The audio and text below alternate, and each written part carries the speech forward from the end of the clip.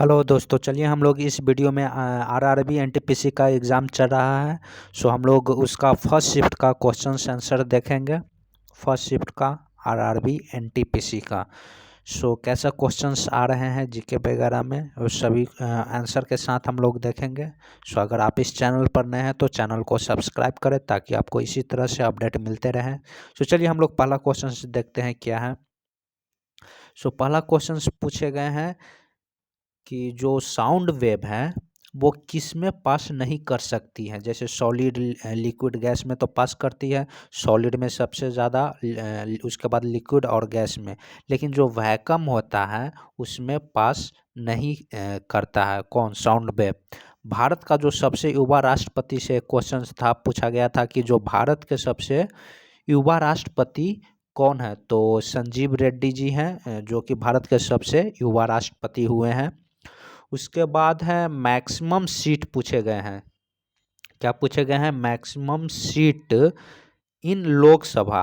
लोकसभा में maximum seat कितनी है? मैक्सिमम है। मैक्सिमम है जो कि 552 है। मैक्सिमम सीट इतनी है। और एक क्वेश्चन था कि जो 2020 का इन्वायरमेंटल डे थीम क्या था। तो इन्वायरमेंटल डे का जो थीम होता है 2020 का, वो क्या था? आप इसका आंसर आप कमेंट बॉक्स में दीजिएगा। नेक्स्ट क्वेश्चन था कि जो खालसा पंथ की शुरुआत किसने किया। तो खालसा पंथ की शुरुआत गुरु गोविंद सिंह के द्वारा किया गया था। आप याद रखिएगा, खालसा पंथ की शुरुआत। और नेक्स्ट क्वेश्चन था कि जो राज तरंगिणी एक बुक है उसका लेखक पूछा गया था। राज तरंगिणी बुक का जो लेखक कौन है, ये पूछा गया था। तो कल्हन है जो कि राज तरंगिणी बुक का लेखक है। एक क्वेश्चन था सुकन्या समृद्धि योजना से क्वेश्चन थे। नेक्स्ट क्वेश्चन थे कि सबरीमाल मंदिर कहाँ पर है। तो ये तो काफ़ी अभी हाल फिलहाल में विवाद में रहा है। सबरीमाल मंदिर काफ़ी चर्चा में रहा है। ये केरल में है सबरीमाल मंदिर। तो ये तो सभी को पता ही होगा, अभी बहुत विवाद में था ये मंदिर। नेक्स्ट क्वेश्चन है कि जो पर्यावरण अधिनियम कब आया है। तो जो पर्यावरण अधिनियम है वो आया है 1986 में। एक क्वेश्चन था कि मॉम मंगल मिशन कब लॉन्च हुआ है। तो 2014 में इसको लॉन्च किया गया है। मंगल 2014 में। मॉम मंगल मिशन को कब लॉन्च किया गया है? 2014 में। नेक्स्ट क्वेश्चन है कि अर्थ पर एक वस्तु का जो मास है 60 केजी है। पृथ्वी पर एक वस्तु का जो मास है वो कितना है? 60 केजी है। अगर इसी को हम मून पर ले जाएं तो कितना होगा? तो मून पर भी 60 होगा।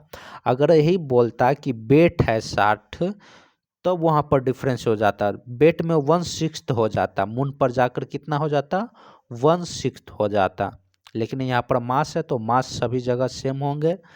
नेक्स्ट क्वेश्चन था एक पिनाका मिसाइल से रिलेटेड एक क्वेश्चंस थे।